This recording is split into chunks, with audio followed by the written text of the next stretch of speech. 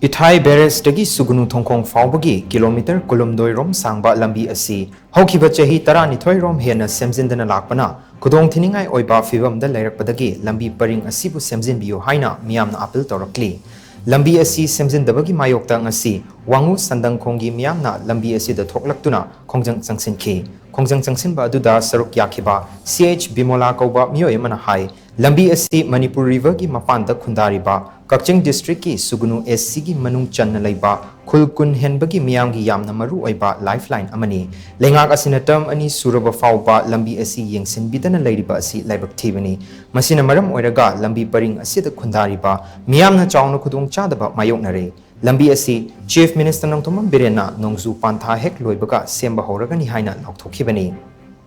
Lambi Asi athubada semba haudrabadi lambi thingjinbaki khongjan yauna tongan ba khongjan kaya changsilagani hainasu mahakna makhatana phongdorakli Aiba Lambi Asi chahi taraga nithoi humdoi mamangdagi masi phawda sembidana asum lakuduna maram moraga raja singda awatana dum saru oidana leire masi Lambi Asi khoi karam kanda sembirakadagi na dum ngaijaba matamda khoi honorable chief minister hoji paibiriba khoi honorable semna nongju pantha loiba ngairibani habaduta akhoi area sisu yaubiribra amsung yaubidabra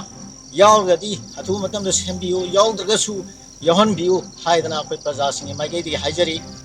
Masi, Pagidi, Satra Satri Sintana, Ana, Eputusin, Satusin, over the Quadi Menoiva, Rivergi, Mapanda Tava, Zoba, Dumba, Lambi Menoiva, Mapamani, Masi, Yam to be Matam the Koi Semanjani, High Lambi Asi, Kagamba,